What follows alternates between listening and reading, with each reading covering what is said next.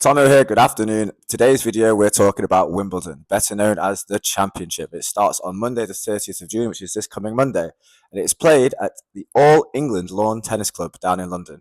But did you know it was originally the All England Croquet Club when it was founded in July 1868?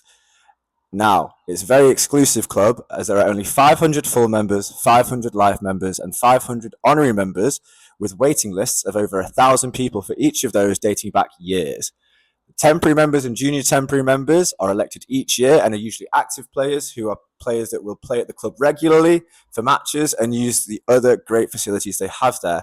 Honorary members are past singles champions, distinguished lawn tennis players, and people who contributed a special service to lawn tennis.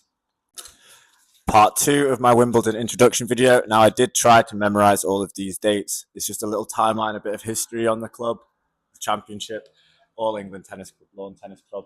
But I'm not going to fake it because I'd rather be able to look at these and look at the camera instead of just staring at it like that. So in 1868, the club was founded. It was on Warple Road down in London. 1877, the first championship was played, and Spencer Gore won in front of only 200 people. I think there's thousands and thousands that go this every year now. 1884, ladies singles and men's doubles were added to it. Maud Watson defeated her sister, Lillian, to become first ladies champion. I've got 2 younger brothers, so I know how good that would have felt. 1905, the first overseas champion won. American Mae Sutton becomes the first foreign ladies champion to win it. And 2 years later, in 1907, the first male overseas player, an Australian named Norman Brooks. 1908, it hosted the Olympics. 1913, ladies and mixed doubles are added to the order of play. So now that's the full play schedule, types of matches at the championship. 1922 is when it moved just a couple of miles north from Warple Road to Church Road, where it resides now. 1926, the Duke of York, who later became King George VI, played men's doubles with his equerry, which is a royal assistant. I'll put the definition there. Wing Commander Louis Gregg, only royal ever to play at Wimbledon. In 1957, the first black champion at Wimbledon, Althea Gibson, won ladies singles. In 1968 is when the Open era began. So before that, it was just amateur tournaments, which caused quite a lot of disruption when players got to a certain level of ability. 1968, Open era, so it's open to everyone, professionals and amateurs alike. And now it's the tournaments we've got at the standard that we've got at the minute. 1977, the first male black winner, Arthur Ashe. In 2000, the Williams sisters, Serena and Venus, won the ladies' doubles as wildcard entrants. And just 1 year later, another wildcard, Goran Ivanisevic, wins as a wildcard. In 2007 was the year that the championship started issuing equal pay to both male and female players from the final and the champions all the way down to the first round competitors.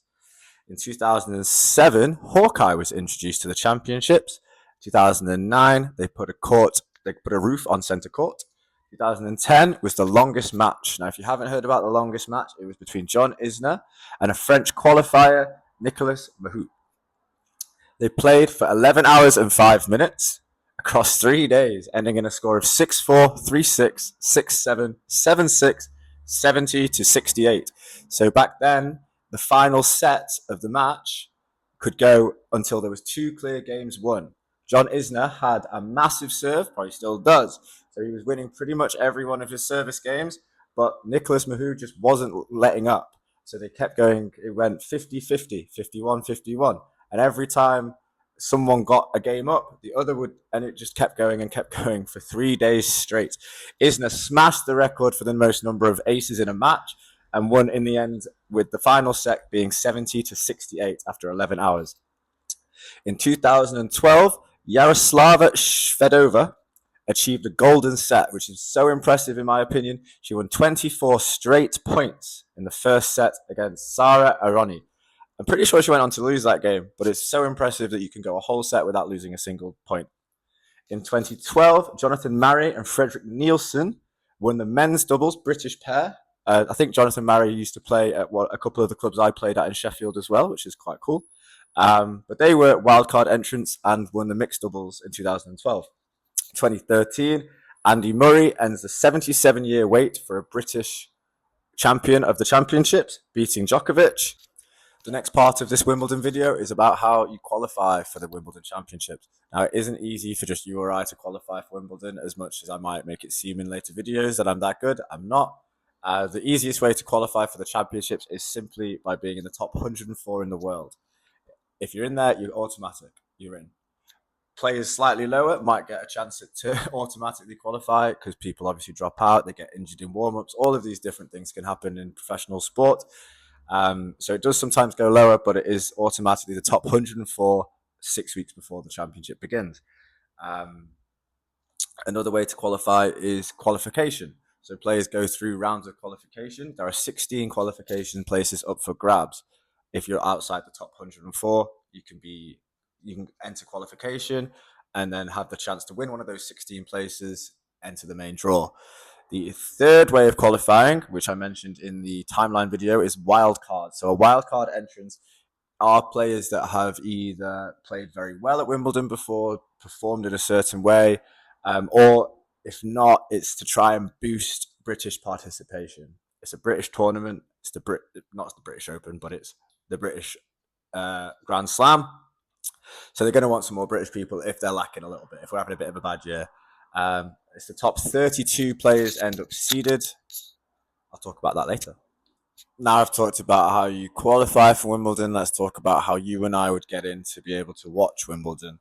I think Wimbledon is amazing, and one of the main reasons it's so great is one of the few major sporting events in the world where you can queue up and buy tickets to the event on the day. The queue. The queue starts the evening before the day you want tickets for, and it goes all the way into the morning. You receive a numbered card. There's a little village for everyone. It's a traditional thing that they're really getting to. There's 500 tickets for centre court, court 1 and court 2, other than the last 4 days on centre court, but that's the semi-final and the final days, so that makes sense. And then the ground capacity is pretty much what they base the rest of the queue tickets on. People come and go all day. If there's a space, they're going to keep going until the ground's full, I hope.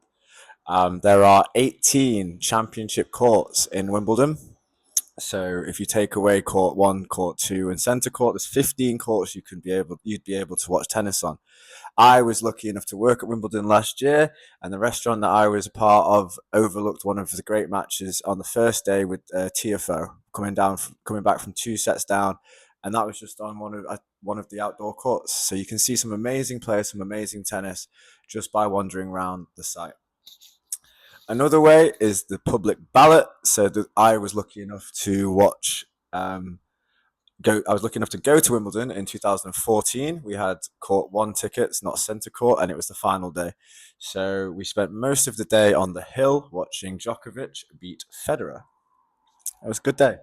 But I got those through my tennis club. Your tennis club near you will often have some sort of ballot, some sort of lottery thing that they do with Wimbledon that you can get involved in. Other than that, you can just go online and get the public ballot that way. I think it's a website called My Wimbledon you sign up for, either or. Finally, there's hospitality and debentures together. Debentures like a season ticket, I think. It's the only way of guaranteeing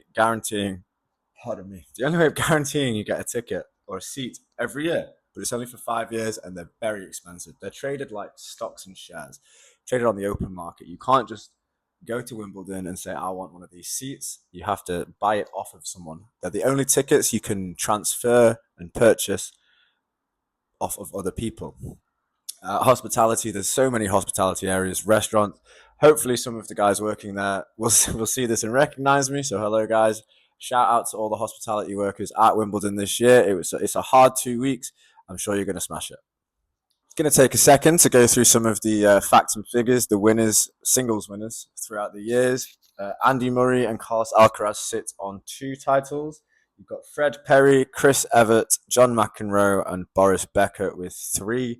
Then going up to 5, Bjorn Borg's won 5 championships, and he won 5 in a row from 1976 to 1985.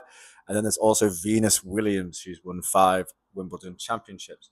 Then hopping up to 6 championships, Billie Jean King back in the day. 7, we've got Steffi Graf, Serena Williams, Novak Djokovic, and Pete Sampras. Pete Sampras won 7 Wimbledon championships in 8 years. I think that is absolutely crazy. And then you've got Roger Federer, the most male championships of the Open era, with 8, and Martina Navratilova with 9. And she won 6 of those 9 in consecutive years from 1982 to 1987. Then just a little bit about the youngsters playing. Boris Becker in 1985 was the youngest men's champion at 17 years old. And for the ladies, Lottie Dodd back in 1887 was 15 when she won the Wimbledon championships. And Martina Hingis, more recently than that, was 16 when she won it in 1997. She won Junior Wimbledon at 13. Just what were you doing at 13? I don't know. I honestly don't want to think what I was doing at 13, but Martina Hingis was winning Junior Wimbledon at 13 and went on to win the ladies' championship at 16 years old. Amazing. Did you know section where I've found some interesting facts about Wimbledon that I want to share with you. So firstly, did you know tennis balls used to be white? That's quite weird. But weirder is the reason they got changed to yellow was all because of David Attenborough. I'm not sure how many of you have heard about this, but in 1967, David Attenborough, who was working for BBC Two, suggested taking some colour cameras when they first were doing colour tellies to Wimbledon for all the drama, all the sport, all the atmosphere. They noticed that coming through a colour TV, the white balls against the green grass and the white lines couldn't be seen very well. So it was his suggestion, Sir David Attenborough, his suggestion to change them to a fluorescent colour. The International Tennis Federation did some tests and worked out that the current colour, this fluorescent yellow-green colour, shows up the best, and it was introduced in 1973 at the US Open, and it has been the same colour ever since. Did you know King George VI played at Wimbledon? The Jubilee Championships in 1926, the Duke of York, who later became George VI, played with his equerry wing commander Louis Greig. However, they lost to a 58 and a 52-year-old in the first round, and he remains the first and only royal to ever play at Wimbledon. Did you know you'd get banned from Wimbledon if you show up late? It's not strictly true, but Suzanne Lenglen, I think that's how you pronounce her surname, was a tennis star and had won Wimbledon already in 1925, winning 5 out of 5 matches and only lost 5 games in those 5 matches. In 1926, there was already a bit of drama around her becoming a professional player, and obviously back then it was not the Open era, so you had to be an amateur to play at Wimbledon. She wasn't best pleased with that anyway, and then there was a scheduling mix-up at the 1926 championships, and none other than Queen Mary, George VI's mother, was waiting. She was made to wait. It wasn't Suzanne's fault, apparently, but she made the Queen wait. After that, the following day, Suzanne was going out to play some doubles, and the crowd booed her. The British crowd booed her for making Queen Mary wait, and I feel like that was the straw that broke the camel's back, and she decided to never play at Wimbledon again, and she didn't. She went pro, never played at Wimbledon again. Did you know Centre Court was bombed during World War II? In 1940, Centre Court took a bomb, and you'd think they'd probably wait for it to be repaired to play there, structural integrity, all that sort of thing. No health and safety back in the 40s. The 1946 and 1947 championships just had 1,200 less seats. They had been hit by a bomb, and they still played on the court below it with just less seats available to the fans. Did you know Hawkeye is a person? No, not the Marvel sharpshooter played by Jeremy Renner, but Dr. Paul Hawkins, who invented the Hawkeye system back in the 90s. It was first used in 2001 at the Ashes. It was then used in tennis in 2002 for the Davis Cup, and finally appeared in 2007 at the Wimbledon Championship. It is convenient Hawks have good eyesight too, but it's not because of that, it's because of Dr. Paul Hawkins. That's all from me. Thank you if you've managed to make it this far for watching my video. Hopefully you have a bit more information and knowledge about Wimbledon just before it's starting. My next video will be going over the top 5 seeds of the men's and women's tournaments, talking about their recent form and just how I think they're going to get on to start with. So please like, share, subscribe, and I will see you again soon.